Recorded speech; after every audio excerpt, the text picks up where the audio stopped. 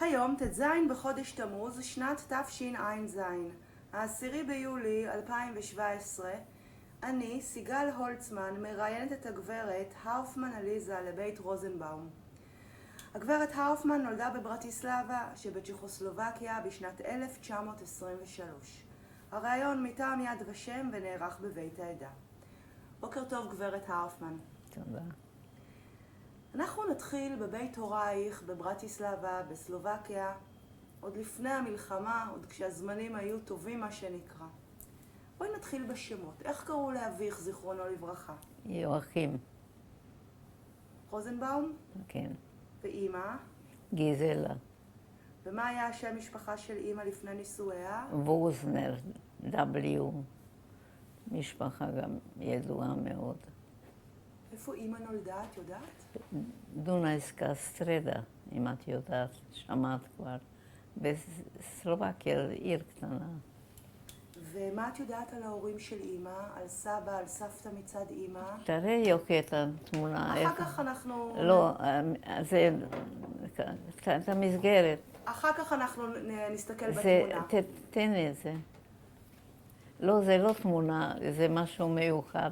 זה הסבא, אימא של אבא, הם היו באמת מיוחדים, אני אספר לך עוד עליהם. מה זה? היו לו 12 ילדים, הוא היה מאוד מלומד, וכל ילד או ילדה הוא כתב פה. הוא רשם את תאריך הלידה של כולם? כולם? את הלידה, וגם כתב משהו, איך אומרים, איזה דבר יפה לכל לידה. זה הסבא עשה. אני רואה שהוא כתב ביידיש.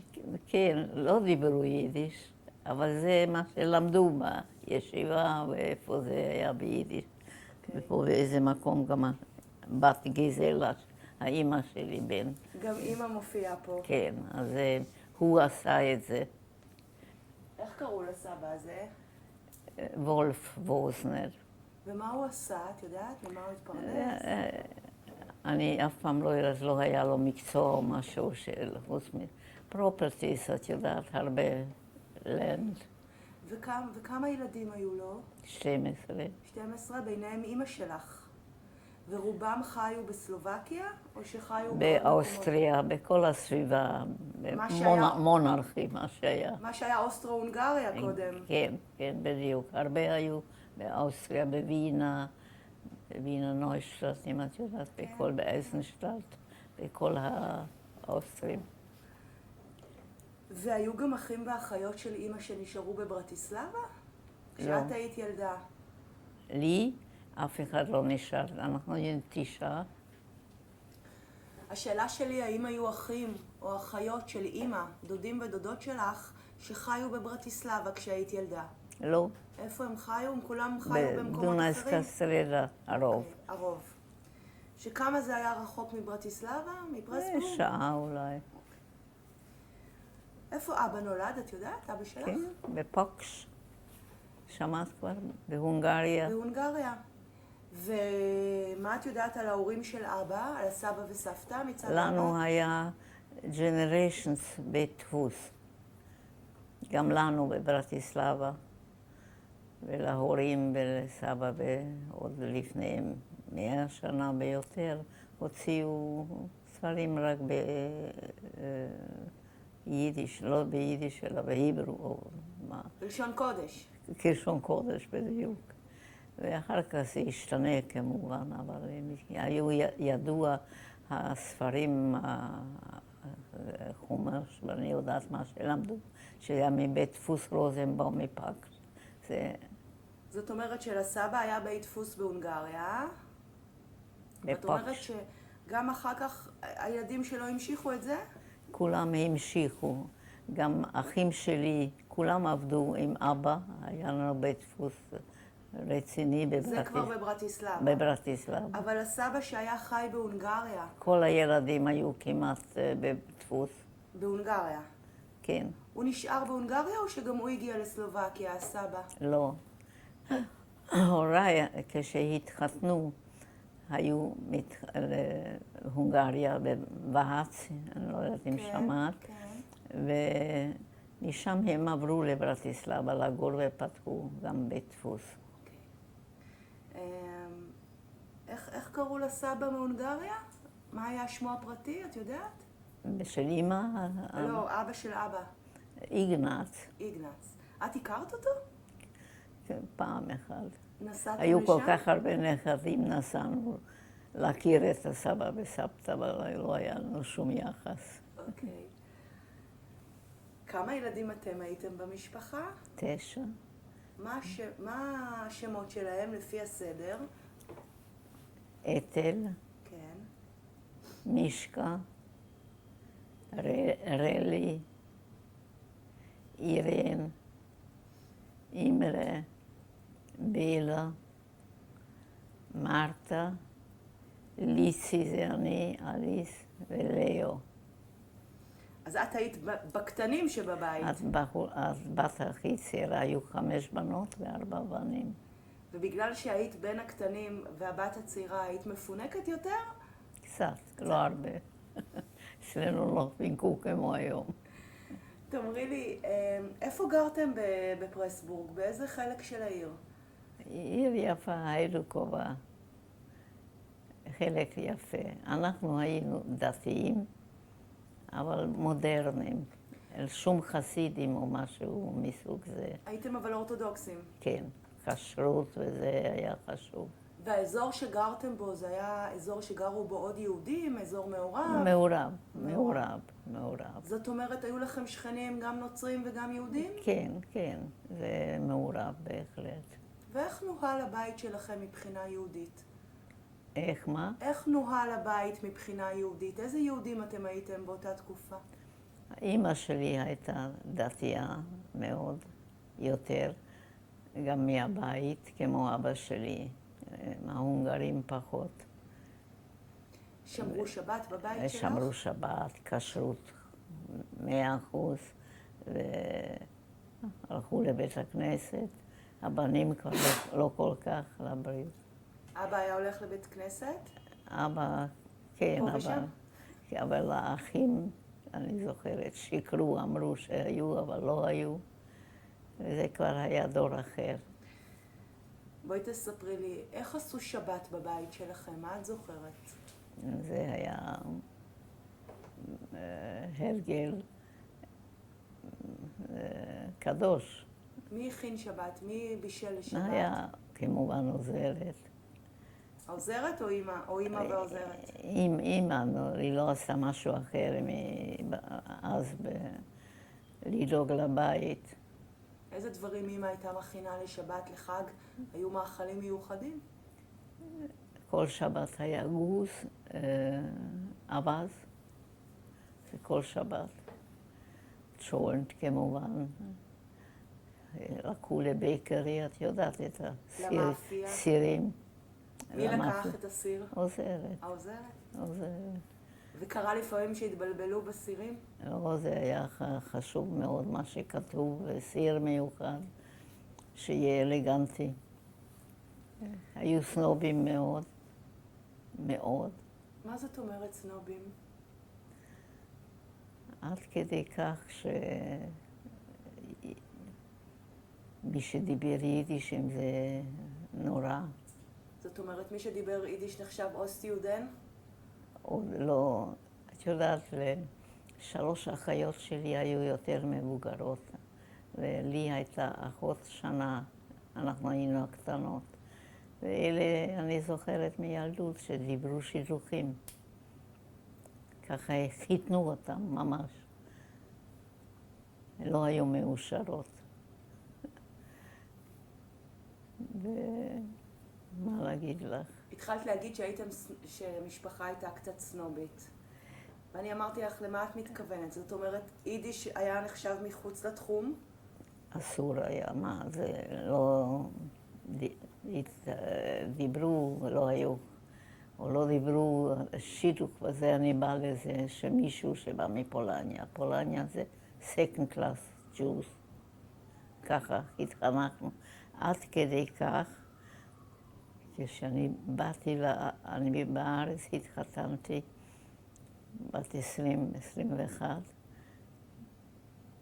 בחור, הכל טוב ויפה, אבל הוא נולד בפולניה. אבל הוא כבר חי בגרמניה, אבל את יודעת, וכל המשפחה שלי היו נגד השילוב שלי. וזה אחרי המלחמה, זה אחרי השואה, לא יאומן. 44. תגידי, אז כזה, ועד היום זה קצת נשאר. אנחנו שומעים את מה שאת אומרת הרבה מיהודי גרמניה שדיברו על אוסט-יהודן, יהודי בלגיה וכולי. עכשיו את אומרת שגם בסלובקיה היה את הסיפור הזה. ההונגרים היו מאוד סנובים. היו בהונגרים גם דתיים, אבל המשפחה של אבא שלי לא היו כל כך דתיים, וגם קצת מיקסט מריג'ס כבר. מהי שפת אמך? איזה שפה דיברו בבית שלך? ההורים הונגרית. ההורים דיברו ביניהם? השפת אמי זה הונגרית. הונגרית. אבל גם גרמנית, בבתי ספר, הכל גרמני. וסלובקית את ידעת או שככה ככה? למדו בבית ספר. למדו בבית ספר. כן, אני יודעת. ואם אני לא טועה, בברטיסלבה שפת הרחוב היא יותר גרמנית, נכון? כן, כן, אבסולוט גרמנית. אז את בתור ילדה דיברת הונגרית, גרמנית וגם סלובקית? כן. וצ'כית היה באזור או שבכלל לא? זה קצת מיקסט, אבל זה לא כל כך. אנחנו מדברים על התקופה שסלובקיה הייתה בעצם חלק מצ'כוסלובקיה, שזו הייתה אחת הדמוקרטיות המפוארות באירופה, אם לא המפוארת. נהדר ליהודים היה. ויהודים זכו שם לשוויון זכויות כמו שלא זכו בשום מקום אחר. בואי נשמע על הילדות שלך באותה תקופה. התחלנו לדבר על שבת. את אומרת שבת, היו הכנות רציניות. תראי, אני הייתי עוד ילדה. אני עוד לא סינט או שיקרתי להורים או מה, אני עשיתי מה שהיה צריך. אבל האחים או האחיות יותר גדולות, הייתה לי אחות גדולה, 16 שנה הבדל, אז זה דור אחר. והאחים היו מבוגרים, עבדו כולם בדפוס. כולם עבדו בעסק של אבא? כולם, כן. 3 אחים עבדו, אחד היה יותר קטן ממני, אבל 3 עבדו עם אבא. תגידי, בשבת היה נהוג לחזור מבית הכנסת עם איזה אורח עני? בטח. כל שבוע באו, הרבה שנים באו, כל יום אכל איזה בחור שלמד ישיבה. מה שנקרא ימים? ימים. היה אצלכם? נכון. זאת אומרת שאנחנו מדברים על קהילה עם עזרה הדדית. מה זה? עם הרבה עזרה הדדית. מי כן, שיש לו נותן למי שאין לו. העיקר אימא שלי. אמא התעסקה עם זה? ושוב נזכיר, הכל היה וולונטרי, כמובן. כן, בטח. והם הביאו הביתה מבחורים צעירים, אבל נגיד ביום שישי היה, כפי שאני זוכרת, 20 שנה אותו אז הוא כבר הזדקן אצלנו. כן, זה ברור. בשבת היה לכם גוי של שבת בשביל לחמם, להדליק אש? העוזרת. העוזרת. העוזרת הייתה סלובקית? השבס גוי. כל קראו את זה. הונגריה, מהכפר. הייתה הונגריה מהכפר.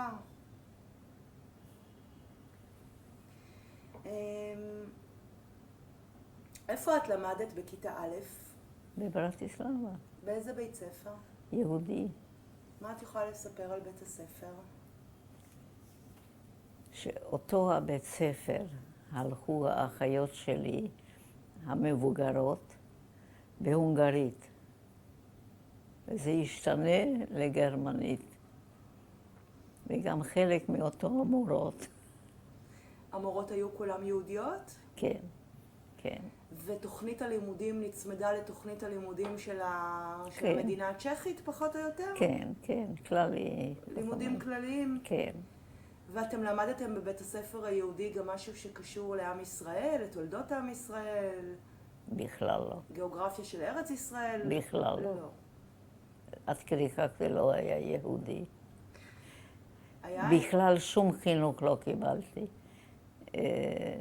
ישראלי. ציוני, את מתכוונת. ציוני. בית הספר היה פרטי? אני חושבת, של היהודים. אבא היה צריך לשלם בטח. כן, בטח.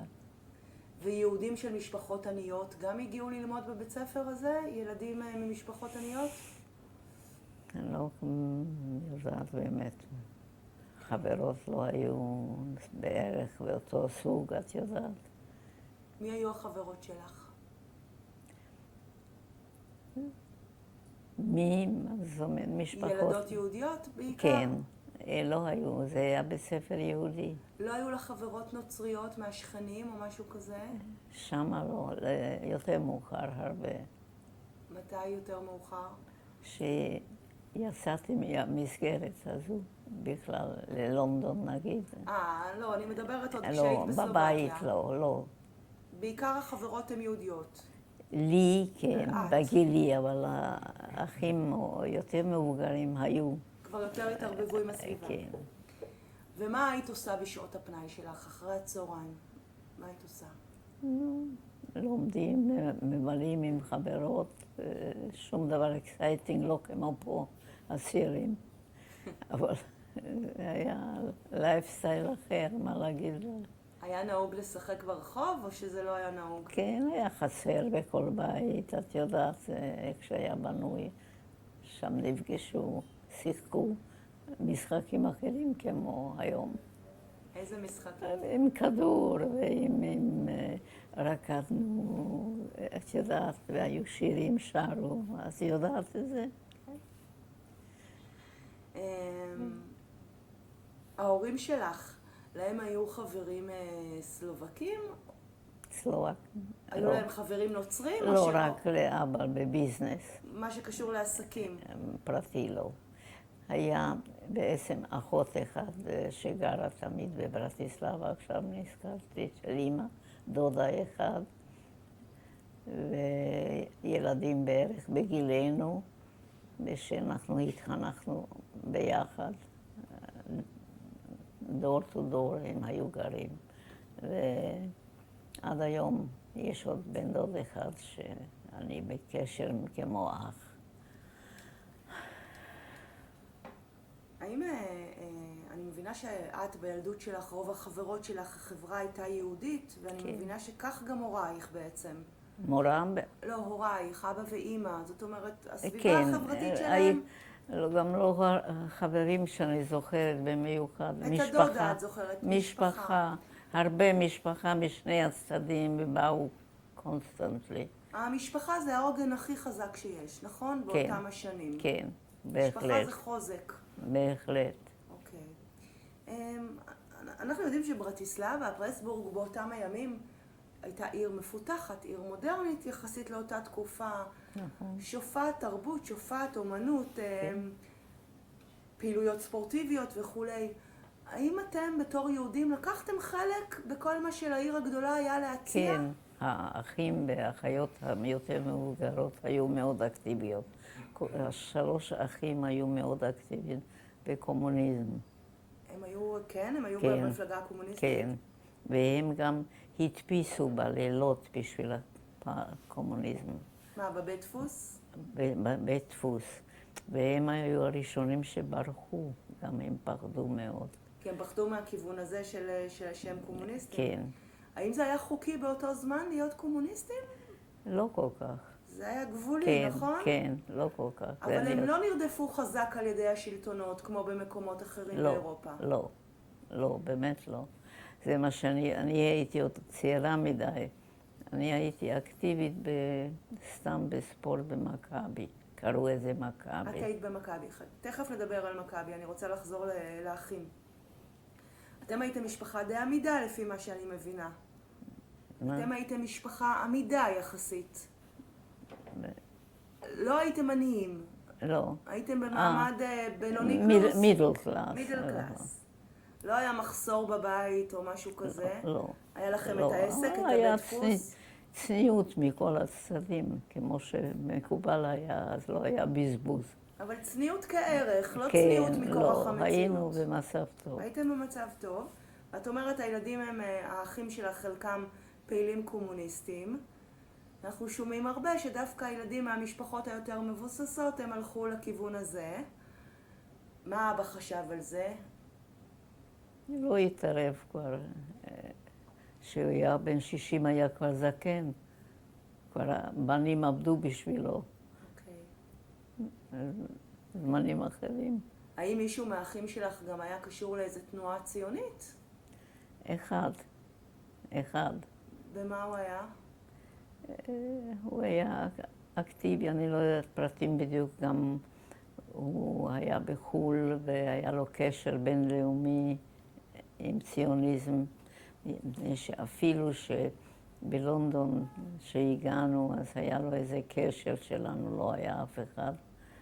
איזו משפחה יהודית שהיה מהציוניזם, זה אני יודעת. על איזה אח את מדברת עכשיו?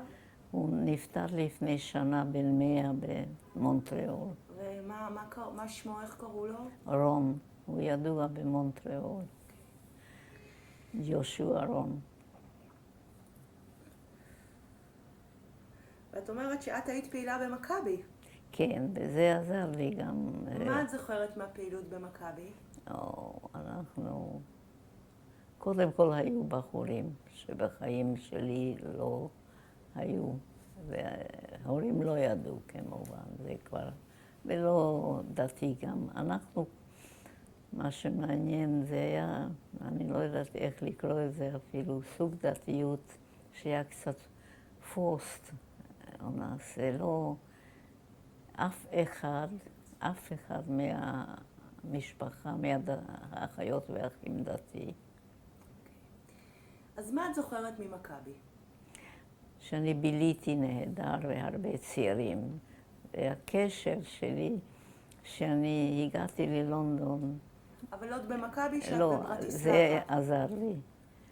עזר לך מבחינת קשרים? כן. את עשית שם אבל גם ספורט במכבי? כן. מה, התעמלות מכשירים? מה עשית? התעמלות אפילו, סתם השתגענו בפייסטון, ומשהו לא בסדר בבניין, אני מצטער. עשיתי הרבה סתם צעירות וניסינו הכל. ואני מבינה שבמכבי הפעילות הייתה לא רק ספורטיבית, אלא גם פעילות אחרת? כן, חברותית, ונפגשנו, אבל לא היה.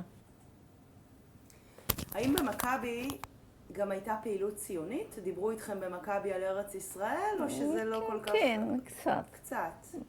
לא במיוחד, זה היה יותר ספורטיבי. אבל היה קשר. ואת אהבת ללכת לשם, למכבי? כן, כן, כן, בהחלט. זה היה מעניין גם חברותי. ואת היית קשורה גם לפעילויות שלאו דווקא קשורות ליהודים? לא. לא. האם את זוכרת אנטישמיות בסלובקיה בילדות שלך? בכלל לא. בחיים לא. שום דבר. האם אפשר היה לראות על בני המשפחה שלך שאתם יהודים מבחינה חיצונית? לא. בכלל לא. יותר סלאבית היינו. ההורים סיפרו על אנטישמיות שהם סבלו ממנה בילדות שלהם? הם לא סבלו. זאת אומרת, אנטישמיות לא הייתה נושא במשפחה. לא. בכלל לא. תגידי, היו בבית שלך עיתונים? האחים הגדולים או אבא היו קוראים עיתונים? אמא שלי הייתה דתייה, התפללה, אבל גם מאוד אינטלקטואלית. היא גם קראה את הפילוסופים כולם. בגרמנית הכל? כן. אתה צוחק ממני. לא, אני צוחק מהרבה. אמא קראה אז בגרמנית? אני יודעת למה זה. אמא קראה גרמנית, כן. בגרמנית. כולם דיברו גרמנית. ולגבי עיתונים, רדיו היה? כן, בטח. השאלה שלי, עד כמה אתם הייתם מודעים למה שקורה בגרמניה הנאצית מ-33? האם דיברו בברטיסלבה על מה שקורה בגרמניה? מעט מאוד. היו כל כך נאיבים שאני לא יכולה עד היום להאמין איך אפשר. אנשים אינטליגנטים. מה זאת אומרת נאיבים? לא דיברו על... היה לנו פעם מישהו בא לארץ דרך גרמניה, דרך ברטיסלבה. מישהו אמר שאין לו איפה, הוא היה אצלנו יום או טרנזיט ככה. אבל זה לא עשה שום רושם. הוא הגיע מגרמניה? כן. ברח מגרמניה הנאצית? כן. ולא עשה שום... לא עשה רושם, את אומרת. אף פעם אני לא זוכרת שדיברו על זה. לא יכול להיות שרק בסוף דיברו על זה. הרי זה לא היה מאוד רחוק מכם, גרמניה, כשחושבים על זה. יש לי אחות, הייתה לי אחות שהייתה נשואה באוסטריה. כן. באוסטריה היה שנה יותר מוקדם, אם את יודעת. ב-38 אנשלוס, כן. כן. ובעלה נסע לארץ והשאיר אשתו ושני ילדים שהם יבואו עם מזל. וזה אחותי, והיא באה אלינו בסוף 38, אז התחיל הרגש, משהו, עם שני ילדים קטנים, היא באה הביתה.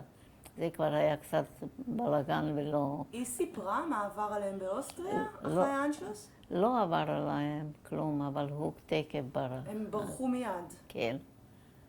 כשהוא היה בבורגנלנד, אם את יודעת. בכל אופן, זה היה ההתחלה שהיא הייתה אצלנו. ודרך כל מיני ניסים היא הצליחה לקבל סרטיפיקט ונסעה לארץ אחרי כמה חודשים. וזה היה הרגש הראשון. אז התחילו באוסטריה, אבל אז...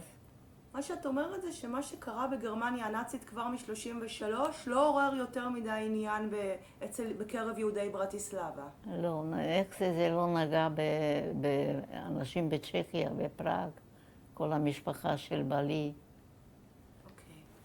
לא נגע בהם. אז אני אשאל אותך מכיוון אחר. את סיפרת שהאחים שלך היו פעילים קומוניסטים. אני מניחה אז שהמלחמה בספרד ב-36 עניינה אותם יותר? אותי לא, אבל אולי אותם. את זוכרת דיבורים על מלחמת האזרחים בספרד? הם לא דיברו על זה. הם לא דיברו. לא, בלילות יצאו לעבוד, אני יודעת מה, הם לא דיברו על זה, זה היה סודי הכל. זה היה סודי. בהחלט. זאת אומרת, לא מדברים על מה שקורה בספרד, לא מדברים על מה שקורה בגרמניה, ממשיכים עם החיים הטובים, נקרא לזה כך. נקרא לזה כך, זה נמשך פה. טבע האדם. תאמרי לי, בעסק, בבית דפוס, עבדו רק יהודים או שעבדו גם נוצרים? לא, נוצרים גם. גם וגם? כן, לא, אף פעם לא שמעתי בעיות. ואני מבינה שהקליינטים היו בעיקר יהודים. לא. לא? לא, חברות גדולות. לא הדפיסו רק דברים שקשורים ליהדות? בכלל לא. זה הסבא, אבא כבר... כן, אצל הסבא. עם איזה חברות אבא עבד? קשה לי להגיד שמות, אבל בחברות גדולות. זה היה מעניין, לא לפרטי, אלא חברות גדולות זה מעניין. במקצוע הזה. אני מבינה שהעסק... קוונטיטיס, זאת אומרת, את מבינה? כן, כן. לא להדפיס דבר קטן. העסק הלך טוב, אני מבינה. כן. תגידי, בקיץ הייתם נוסעים לחופשה? הייתם יוצאים מהעיר? כן, לאן הייתם נוסעים? בטטרה. לבקר את הסבתא? בטטרה בהרים. בטטרה, בהרים. כן, יש לי גם תמונות משם. כל קיץ הייתם יוצאים? הילדים, ככה, אני לא זוכרת אם זה היה קמפ או מה, אבל ההורים נסעו, האמא שלי נסעה הרבה לבנות שהיו נשואים, את מבינה? זה היה Jewish tradition, הכל. לפני שנמשיך, אני לא זכיתי להכיר את הורייך. כמה מילים עליהם. בואי נתחיל באבא. איזה טיפוס היה אבא שלך? אבא היה טיפוסי הונגרי, שהוא סיפר בדיחות אז הוא בכה, והדמעות באו מכל הלב. טיפוסי, אני לא יודעת אם את מתארת לעצמך, עם הרבה, כל המשפחה של אבא שלי היה ידוע הרבה הומור. חוש הומור מפותח מאוד? יוצא מן הכלל. ואני מקווה חלק שירשו את זה. אני ראיתי קודם תמונה של אבא שלך, זיכרונו לברכה, ויש לו עיניים עם הרבה הבעה. הוא נראה מאוד כריזמטי, מרשים. מאוד, מאוד, באמת. אמא הייתה יותר רצינית, ודתייה, והוא לא כל כך. אבל היה אהבה גדולה, נישואים. עד הרגע האחרון שהייתי בבית, היה אהבה גדולה מאוד. חיו יפה. מאוד. אצל אבא שלי הייתה אימא קודם, אחר כך הילדים. לא הילדים קודם. את היית קשורה לאבא? מאוד. מאוד. מה זאת אומרת מאוד באותם השנים? אני הייתי הבת הכי צעירה, אז קצת, אז היה לך מעמד משלך? כן, קצת יותר. בטח היית מתוקה ויפהפייה. אני יודעת. הורים היו יפים. ואימא, כמה מילים על אימא. זאת אומרת, היא הייתה יותר רצינית, יותר שמרה על הדת. מה עוד את יכולה לספר על אימא? היא הייתה סגורה יותר. אבא היה בדיוק להפך. ורצינית, וכל הזמן לימדה אותנו הכל. היה לה חשוב מאוד, הבנות יפות. החיצוניות גם כן. הייתם מאוד מטופחות? יפות, כולם, האחיות הגדולות שלי, כולם היו יפות. אמא גם גידלה בעצמה הרבה ילדים, ואת אומרת שאת זוכרת עוד שהיא הולכת לחיות שלך, כבר לנכדים שלה. אז אמא מתעסקת כל הזמן עם המשפחה. כן, אז לא, או שהיא סרגה ורק מה. היא הייתה אולי באיזה אגודת נשים? באיזה פעילות התנדבותית או משהו כזה? לא, אבל היא עשתה הרבה ככה מצוות או בסוד, בסוד. מתן בסתר. כן, אנחנו צחקנו תמיד לאן היא הלכה לבד, והיא הלכה להביא משהו למשפחות עניות. את יודעת לומר לי כמה מילים על הקהילה בברטיסלבה? מה הקהילה החזיקה? איזה שם מוסדות הייתה היו קהילה בקהילה? ידועה. איך קראו לנו שם? גם קבר ידוע שהולכים עד היום לבקר. הייתה קהילה ידועה, לי לא היה קשר, באופן שהייתי צעירה מדי. איך הקהילה מחזיקה בתי כנסת ומקווה ושוחט וכל מה שצריך? משלמים מיסים לקהילה?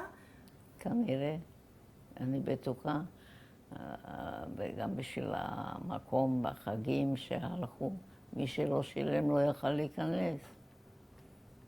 ככה זה היה. יש עוד משהו שאת רוצה לספר על הילדות שלך לפני שנתקדם לזמנים הקשים? היה חיים משפחתיים מאוד מאוד חם, מאוד מאוד יפה, וזיכרונות רק אין לי לא נעימות. אנחנו דיברנו על זה קודם, שכבר בשנת 38 העניינים מתחילים להתערער. האנשלוס באוסטריה. הם לא דיברו איתי, הייתי בת 15 ואחותי בת 16. היו בגיל הזה בחורות אז אחרת כמו היום, אני לא צריכה להגיד לך. הייתם מאוד ילדותיות עוד, נכון? לא די, מטיור. לא אמרו לנו כלום, ואני לא זוכרת כמה נתנו לנו, אולי $10 או 20, אני לא זוכרת כלום. שמו, אבא לקח אותנו לרכבת. רגע, את ממהרת. בואי נעשה את זה מסודר. ב-38 בעצם צ'כוסלובקיה, הדמוקרטיה המפוארת, מתפרקת, מתחילה להתפרק. וסלובקיה, לקראת סוף 38, הופכת בעצם למדינת גרורה נאצית. נכון. ובמרץ כבר ממש צ'כיה נכבשת על ידי הגרמנים. אז התחילו שמועות. זה אני זוכרת. השמועות הכי גרועות לאמא היו שהיו כמה מקרים לקחו לשלפת בנות צעירות לפרוסיטוט או מה. זה הכי גרוע. אז הם החליטו כנראה שהיה הזדמנות. זה היה בקשר לקינדר טרנספורט, זה לא היה האוריגינל קינדר טרנספורט, שהמשמו האנגלי הזה ארגן. מה זאת אומרת קשר לקינדר טרנספורט? זה היה קינדר טרנספורט? כן, אבל גם מבוגרים היו ברכבת, מפני שלפני המלחמה הצ'כים לא היו צריכים ויזה לאנגליה. השאלה שלי היא, בעצם עוד לא קרה שום דבר ממשי בסלובקיה. לא. איך ההורים מחליטים ככה איך, למסור את אני עד הילדים? היום לא יכולה להבין איך האימא יכלה להחליט שתי בנות נאיביות, inexperienced, לא כסף, לא שפה, לא...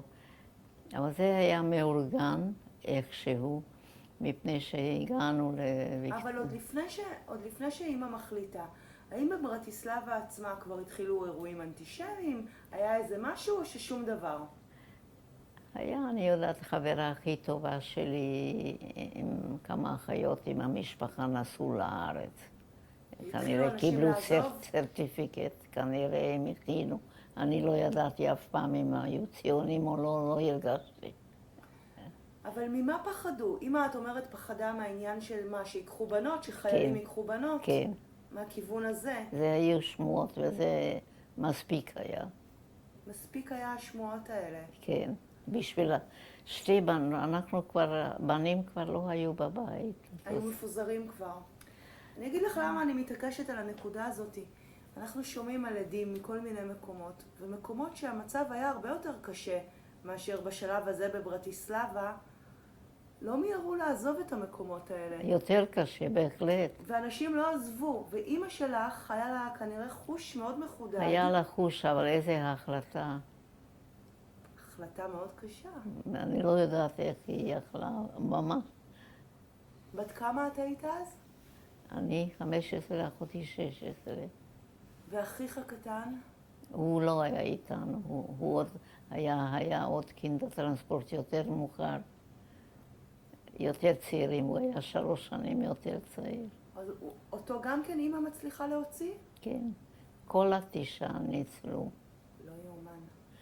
אני מוכרחה להגיד לך, האח הגדול קיבל ויזה שבחיים לא שמענו על בוליביה. לבוליביה, נסע לבוליביה. אח השני באילגל לארץ, היה בסייפרוס 6 חודשים.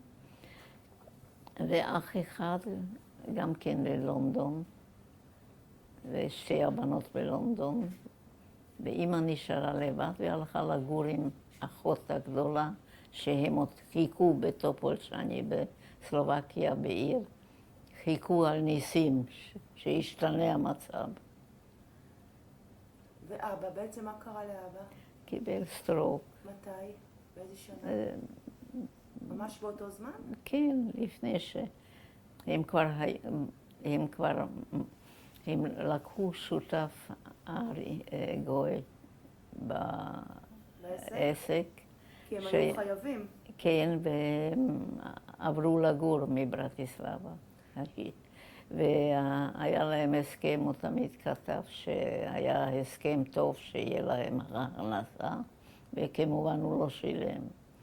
בעצם את מספרת על תהליך של אריזציה, כל העסקים היהודיים עוברים לידיים האריות. כן. ואבא שלך, שהעסק הזה עוד היה עסק משפחתי, בעצם נאלץ לוותר על העסק שלו. יכול להיות שזה מה שהוביל לסטרוק? הוביל אותו לסטרוק, ואז הוא נפטר זה גם. זה קרה אחרי שאת עזבת? כן, כן. כשאת עזבת עוד העסק עבד כרגיל, עוד הכל היה בסדר, נכון? כן, כן, כן, הכל. מה שבאמת שוב מדהים, איך אימא מוציאה אתכם בשלבים כל כך מוקדמים. אימא הייתה מאוד חזקה ומאוד, באמת פיקית לא מספיק לזה, אומץ, ואישה מאוד מיוחדת. באיזה תאריך בעצם את עוזבת את סלובקיה? איזה שנה, איזה חודש? אני חושבת סוף 38. זאת אומרת, כבר סלובקיה מתחילה להיות מופרדת מצ'כיה, זה עוד לא רסמי. כן. היו ברחובות ברטיסלבה, למשל, הלינקה גרדי הסתובבו שם. כלום. כלום? עוד לא היה כלום? אני לא זוכרת כלום, אף פעם לא היה לי איזה ניסיון לא נעים. אז את לא אמרת להורים שאת לא רוצה לנסוע? מה לא? לא העזתי להגיד כלום מה שהם החליטו. הם החליטו וזהו. אמא לא באה, אני זוכרת, ואבא לקח אותנו לרכבת.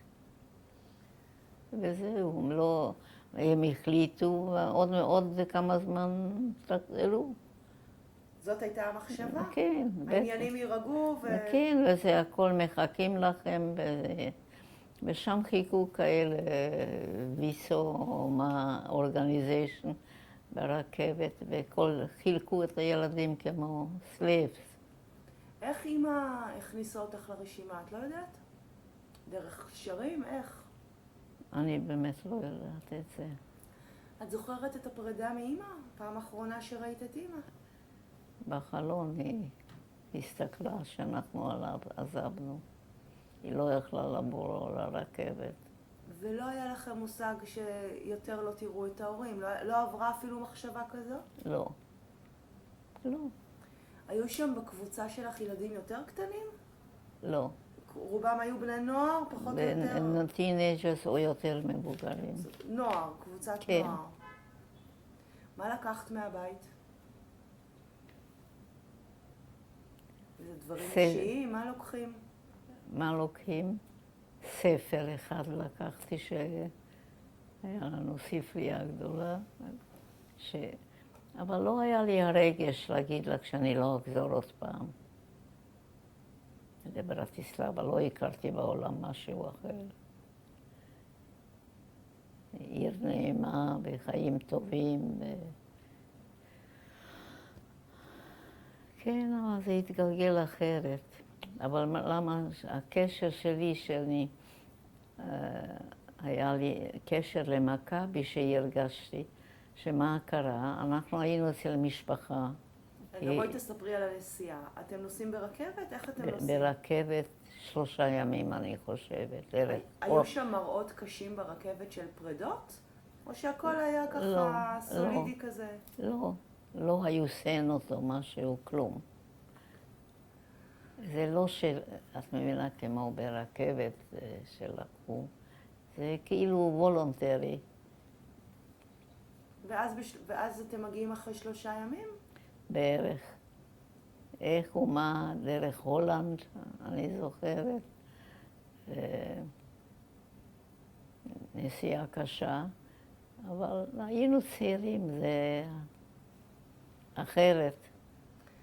את יודעת, הקינדרטרנספורט, רוב הקינדרטרנספורט באמת הגיעו באמת ללונדון, אבל היו גם קינדרטרנספורט באותו זמן גם להולנד וגם לבלגיה, והרבה ילדים פשוט אחר כך מצאו את עצמם תקועים שמה תחת הכיבוש הגרמני. אני יודע, שמעתי, לא כל כך הלך. בטח שלא, כי הגרמנים הגיעו לשם. טוב, בואי תספרי עלייך. אתם מגיעים ללונדון? לאן אתם מגיעים? משפחות ברכבת חיכו, יהודיות, סימפטיות פחות ויותר.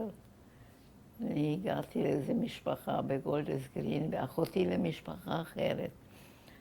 העיקר, היה לנו הקריירה הזו נמאס. עד שעברנו למשפחה אחרת, היה אפשרות. לקחו. ובסוף הלכתי, פעם שמעתי על מכבי. אחרי כמה חודשים הייתי בלונדון, לא ידעתי כלום. אבל היה מרכז איפה שנפגשנו, הרפיג'יס, הצעירים. ואני הלכתי למכבי, אני ממבר, ויופי, קיבלו אותי יפה מאוד והייתי מאושרת. דיברו על פלסטיין, על לנסוע, אמרתי, נורא מעוניינת, מה ידעתי, מה אני רוצה. אבל לארץ בטח, כבר אחותי הייתה כבר פה. והם הציעו לי ללכת להכשרה בווילס. בווילס לא היה מלחמה, זה היה רחוק. והלכתי, נסעתי, עזבתי את לונדון. מתי הגעת לווילס? 39. וכמה זמן היית שמה? איזה 1.5 שנה, כמעט 2 בהתחלת 40 הגעתי לארץ. אז היו 600 צעירים שם, והיה לי חיים נהדרים. היה מאוד... מה עשיתם בהכשרה? ממש לימדו אתכם? למדנו רק לא עברית, אבל הרבה דברים אחרים. רוב הבני נוער היו מגרמניה, מאוסטריה? גרמניה ואוסטריה העיקר. מאוד על דרגה גבוהה, והיה מנהלים מאוד נחמדים. וכולם דיברו שם גרמנית? כן. ותגידי, הבני נוער שהגיעו מגרמניה, הם כבר עבר עליהם. הם כבר ברחו. הם סיפרו מה עבר עליהם בגרמניה הנאצית? לא, צעירים מתעסקים הרבה פה עם זה. זה לא היה נושא שיחה. לא. לא במיוחד. וכשאתם שומעים בספטמבר 39 שפרצה מלחמת העולם השנייה, מה זה מעורר בכם? רק המשפחה, מי שנשאר שם, כמובן דאגנו, ולא היה כבר קשר. עד השלב הזה התכתבתי עם ההורים? עד 40. עד 40? היה עוד קשר? מכתבים האלה דרך הרד קרוס וכל מיני. מה הם כתבו ההורים? רק געגועים שמקווים. עבדנו על הסרטיפיקט בשביל האימא ואחותי, אבל זה כבר לא הגיע בזמן. בעצם ב-40 אבא עוד בחיים או שכבר לא? ב-40 כן, אבל הוא כבר לא ברח להונגריה. אחרי שהוא נפטר, אמא ברחה אחרי שהוא נפטר. למשפחה שלו להונגריה עם אחותי והילדים. את הבנת מהמכתבים שאבא איבד בעצם את העסק שלו? הבנת שהמצב מתחיל להיות מאוד חמור או שזה לא היה ברור? כן, זה היה ברור, מפני שהגוי הזה לא שילם לו מה שהיה החוזה. איך את הרגשת עם זה? ששמעת מה קורה בבית? נורא, אני לא יכולתי לשלוח להם כלום. לא רק שלא היה לי, אבל לא היה אפשרות גם. ואת הספקת מהמכתבים עוד להבין שאמא בורחת להונגריה? כן, כן. הונגריה באותו זמן, יהודים עוד יכלו לחיות שם? כן. עד 44, החיים עוד היו שם? את שואלת לעצמך 70 שנה אותו השאלה, איך היו 6 מיליון יהודים כל כך טיפשים ונאיבים. נכון? שהאמינו עד הרגע האחרון. הסיפור של הונגריה זו טרגדיה מאוד גדולה, ממש בסוף המלחמה. שם עזבו בסוף עוד לנקות אקספרס, סרוויס היה. ב3 חודשים בפחות רצחו יותר מ500,000 יהודים. היו איזה 100 מהמשפחה ברכבת. מה, בקסנר? מהונגריה, המשפחה שלי, כל כך הרבה משפחה נשארו. ברכבת לאושוויץ, מדברת. בואי נחזור רגע אלייך. את נמצאת באנגליה. בעצם במאי 40, כשגרמניה כובשת גם את מערב אירופה, את כבר בארץ ישראל? במאי 40, כן, בטח. את כבר בארץ, כן. כשהמלחמה עולה עוד שלב. כן. את סיפרת לנו קודם שאת לא היית יותר מדי בפעילות ציונית, זאת אומרת... לא, אבל נכנסת התחלתי. לזה? כן. ואני הייתי איזה חודשים, אולי 3, שהגעתי בקיבוץ. רגע, מתי את הגעת לארץ? באיזה חודש? בפברואר נדמה לי. פברואר 40? 40. ומה עם סרטיפיקט? הכל היה מסודר? עליית נוער. דרך עליית הנוער? קיבלתי סרטיפיקט עלייה מ-600 צעירים שהיינו שם. זה היה קאסל. בחור ובחורה בחרו. אני עם עוד בחור הגעתי לארץ. ואחותך נשארה באנגליה? נשארה בלונדון. היא התחתנה שם גם עם רפיג'י צ'כי. ונולדה לה בן שם, וחזרה לצ'כיה. ומצ'כיה היו כמה שנים טובים אחרי המלחמה. בעלה היה עורך דין, והחיים טובים, ואחר כך באו לארץ. אז את מגיעה לכאן בשנת 40, איפה את נקלטת? אני הייתי בעליית נוער לרחובות, לקבוצת שילר. לקבוצת שילר? יפה מאוד. איך הרגשת שם? טוב מאוד. הייתי צעירה והייתי חלוצה. בכל זאת היה פער מאוד גדול בין היו חברות שאני הכרתי שמה, מברטיסלבה גם. ולא היה לך קשה הפער הגדול בין את הגעת מעיר מודרנית מאוד, פתאום את מגיעה פה, מה היה פה? הפער אני הזה לא הפריע לך? התאמתי קל מאוד, אני פלקסיבל עד היום. עד היום את ככה? איך הסתדרת עם העברית בהתחלה? אני אגיד לך, אני כמעט 40 שנה הייתי בחו"ל, אני תושבת חוזרת. הייתי חיה בניו יורק.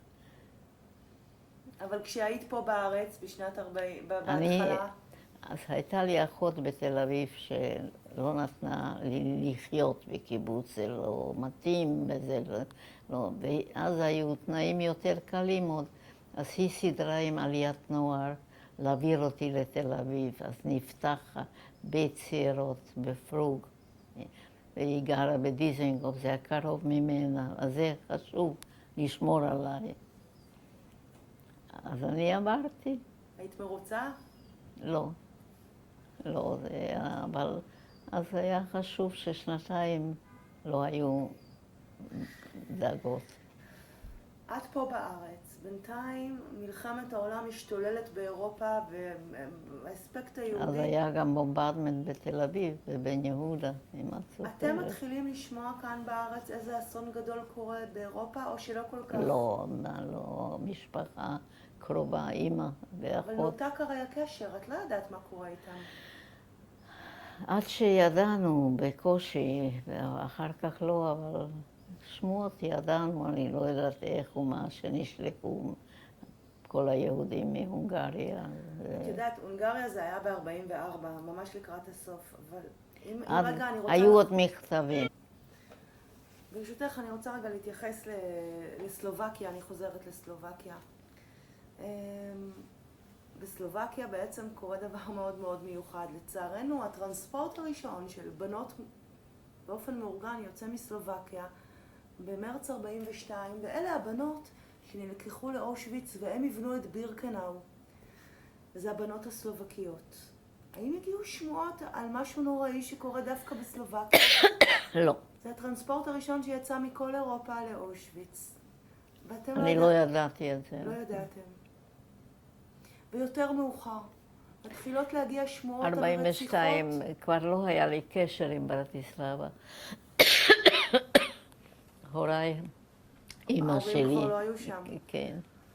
וב-44, כשמתחילה השמדת יהודי הונגריה בקיץ של 44, באביב קיץ, אתם שומעים שקורה שם משהו לא טוב בהונגריה? זה ידענו. איך ידעתם? לא יודעת איזה שמועות, אבל היה פה אח ואחות יותר מבוגרים שהיו יותר...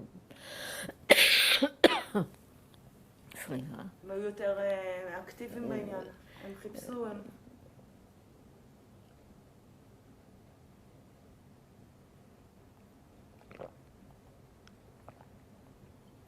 מתי את מבינה שבעצם אימא שלך, בהחלטה שלה לשלוח אותך ואת אחותך, הצילה את החיים שלך? מתי את מבינה את זה? אני לא מבינה. את לא מבינה? לא, עד היום לא. כמה שהיא עשתה טוב, נכון, היא הציעה, אבל זה, אני לא יכולה להבין את ההחלטה. היו שנים שכעסת עליה? שהיא ככה לא. שלחה אתכם מהבית? לא, לא. מפני שהיה כזה רספקט ואהבה שאי אפשר לכעוס על אמא, זה דבר שאי אפשר. אנחנו שומעים על ילדים מהקינדר טרנספורט שהיו יותר צעירים ממך וסחבו הרבה כעס על ההורים הרבה שנים. יותר הרגישו שההורים זרקו אותם מהבית. זרקו, אבל זה היה מזל שזרקו. נכון. ואפילו שההורים... איש, אני יודעת כאילו, את מכירה את הדיבור הזה. כן, בהחלט, אבל לא היה לי. forgiving. רק כל איתנו, אנחנו אימא גם, וזה unbelievable. אבל כנראה אנחנו לא ידענו מה שהולך, לא אמרו לנו. לא רק- דיברו אופן, רק כשמסתיימת המלחמה ב-45, ממש, רק אז אתם מבינים איזה אסון גדול קרה. כן, כולל את הפרטים. כולל פרטים על אושוויץ, על מחנות השמדה. קודם זה לא היה ברור. לא. מאיפה? לא באו מאושוויץ. אנחנו חשבנו שזה, האסון הגדול זה רק בגרמניה. מתי את ממש מבינה מה קרה לאימא שלך ולאחותך? אחרי 45 ידענו פרטים. מפני שאחותי נצלה מאושוויץ, והיא חזרה והיא סיפרה. מה היא סיפרה? ש... היא ממש סיפרה מה עבר עליה שם? היא פירטה? או... היא עברה המון נורא. בעלה שתי בנות גמרו בדרך לאושוויץ. היא עברה נורא הרבה. איך קראו לבנות, את זוכרת? בטח. פה את הילדה אחת הקטנה עם אמא שלי בתמונה שראית. בירי וטרי. בנות כמה הם היו שהם נרצחו?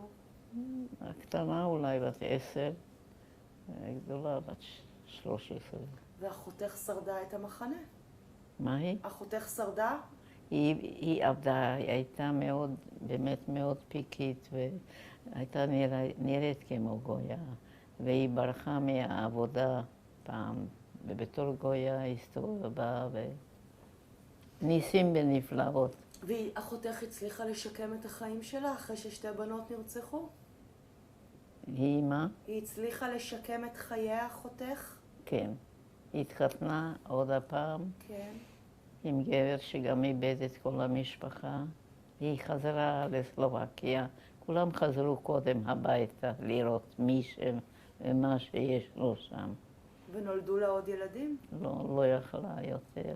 והם באו לארץ פה והיו מאושרים כמה שאפשר.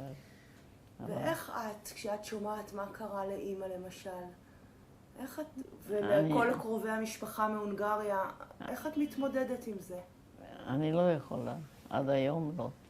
איך אפשר לתאר מה שקרה לאימא, שהיא נתנה את כל החיים, 9 ילדים.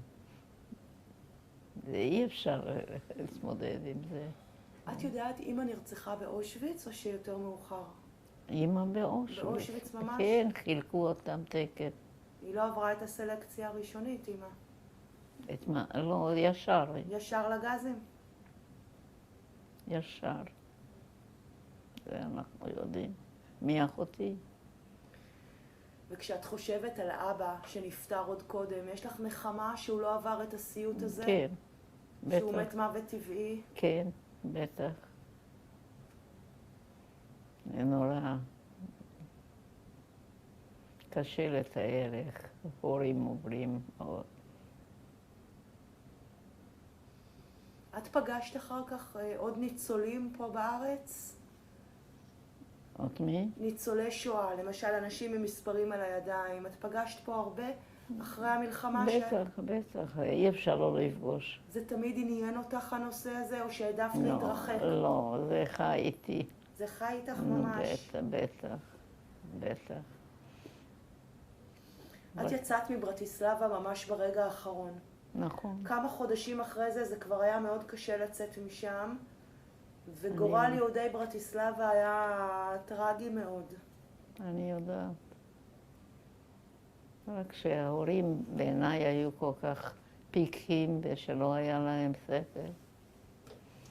זה כמו רוב היהודים, זה material things. לא היה להם מיליונים בשוויץ או איפה אולי היו חושבים אם היה. את מבינה? הרוב היהודים, אי אפשר היה להשאיר את הדירה עם את העסק. זה לא פשוט. עסק שעבד מכמה דורות, או דורות. בימי סבא. כל האחים שלי שיצאו מבוליביה או לקנדה, בלונדון כולם התחילו בית דפוס. זה מה שהם ידעו. אבל אף אחד לא נשאר. אף אחד לא נשאר לא. במקצוע? כבר עולם אחר, אני יודעת. את היית מרוצה כאן בארץ ישראל? אני, כן, מאוד. היה לי חיים טובים. את בעלך את פגשת כאן? פגשתי כאן, הייתי חיים יפים, שני ילדים. מה שמו? איך קראו לו? פוקס. והוא היה יליד צ'כיה בעצמו? לא, הוא היה יליד פולניה, כן. אבל הוא היה חי סיפרת. בגרמניה. והוא בעצם עבר את המחנות גם כן? לא, הוא בא ב-33. ב-33 הוא בא מגרמניה. לפה? כן, הם היו ציונים. יהודים מפולניה זה חינוך אחר כלפי ציונות והכל, מהצורך. זאת אומרת שהצורך הוליד את כן, בהחלט. מה שמות הילדים שנולדו לך? הנה אחד, יואכים, כן. אחרי אבא שלי, כן. ועתליה אחרי אימא של בעלי. הילדים שלך הכירו את הסיפור משפחתי, את סיפרת להם על ההורים שלך, על האסון שקרה? לא מספיק ולא הרבה, והם לא כל כך מעוניינים כמו כל הדור החדש. הבת שלי יותר, היא התחילה עם יד ושם גם את העניין. מה את חושבת היום על הגרמנים? זה בעיה, מפני שזה הקלצ'ר שלי והשפה שלי, ופעם קראתי רק גרמנית, ואת הסופרים אני מכירה רק אלה, אני לא מכירה את הישראלים. וזה קשה, זה בעיה, מפני שאני אוהבת לנסוע לגרמניה, מפני שאני נהנית מהשפה ומהקלצ'ר, מהתיאטרון, מהכל. זה הבדל גדול. אולי לו הייתי בקמפ, לא הייתי כל כך לוקחת את זה בקלות. אני עוד מבינה את האנשים. את מבינה, זה אחרת. אבל אין לי. אני כמובן חושבת על כל אחד מי הסבא שלה, מה הוא עשה, זה מובן, זה אוטומטי בא. אבל סוף סוף זה דור חדש. את עקבת ב-61 אחרי משפט אייכמן? או שהעדפת להתרחק מזה? את יודעת שלא הייתי במחנה, אז אין לי הקשר הזה כמו לאנשים שהיו. זה הבדל. אני מבינה שחיית הרבה שנים בארצות הברית. בניו יורק. ועכשיו את פה? התחתנתי פעם שנייה לניו יורק, ולפני 20-19 שנה חזרתי שבעלי נפטר. והוא קבור בפראג. ואת מרוצה שחזרת לפה? הילדים פה, אני בטח פה. ובפלס חיים יותר נוחים לסקילים לא יכול להיות. אני אבקש ממך לסיום לומר כמה מילים לילדים, לנכדים. מה את רוצה לאחל לדור ההמשך? שני הילדים שלו היו חיים בחו"ל ובאוניברסיטה בחו"ל. ושניהם שלא חשבתי חזרו לארץ, שרצו לחנך פה את הילדים. אז זה כבר הייתה בשבילי גם סיבה, לו הם היו נשארים ולזה. סיבה בשבילי לבד להיות איפה שהילדים. אז הם היו פה בארץ. הבת שלי בינתיים גרה בספרד, במלגה. אבל הם ישראלים, הנה, ויש לבן שלי 5 נכדים. מה את רוצה לאחל לכולם? מה אני רוצה? לאחל לכולם. שלא יעברו את זה. שלא יהיה מלחמה, אפילו פה עם הערבים, רק לא מלחמה עולמית. זה אני מאחלת להם. חיים שקטים, טובים. הם לא יודעים מה זה. אין להם מושג ולא יכולים גם להבין. גברת האופמן, אני מאוד מאוד מודה לך על העדות הזאת. יישר כוח. תודה רבה. זה הוריי, שהתחתנו, זה גיזלה רוזנבאום, גיזלה, ווזנר, שם שלה, ויואכים רוזנבאום, אבא שלי.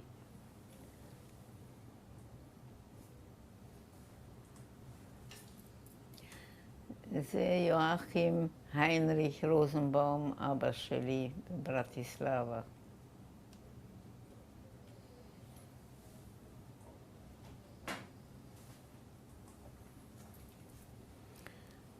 זה המשפחה של אימא שלי, בדונייס קסטרדה, משפחת ווזנר. הסבא שלי כתב בכל לידה לילדים 12 הם היו.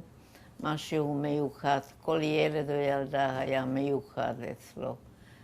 איש מאוד מיוחד, מלומד, וולף ווזנר, בדונייס קסטרדה.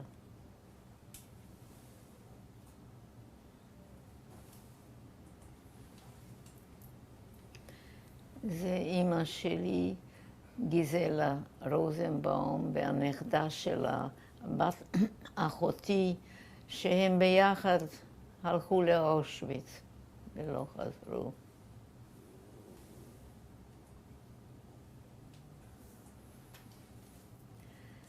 זה הייתי בת 10, אחותי בת 11, ואחי הקטן בן 8 בברטיסלבה. משהו.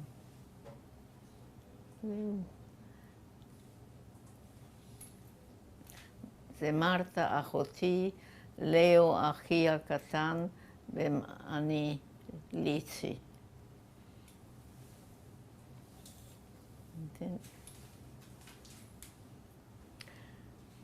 זה אני ליצי רוזנבאום, לפני שעזבתי ללונדון ב-38.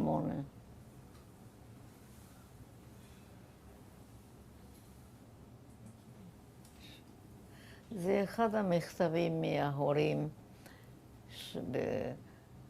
בשנת 40, שכל הילדים כבר עזבו, מלא געגועים. זה דוגמה, יש כמה מכתבים האלה משנת 40, שהם כבר בדרך היו, שברחו ממקום אחד לשני. זהו.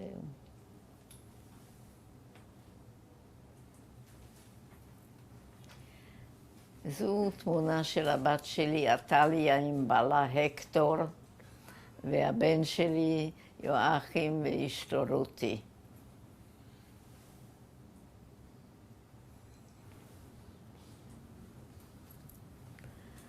זו 5 נכדים מהבן שלי, זה מקסים, הבן, דני, דניאל, שלי, תמי ורומי. כולם יפים, ושיהיה להם מזל.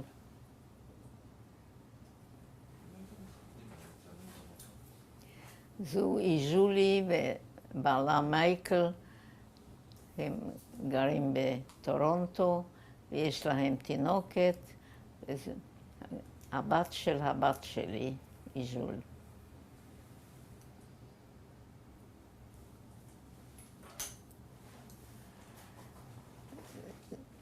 זה אני עם הנינה הראשונה שלי, שמאוד מתוקה כמובן, שמה שרלוט.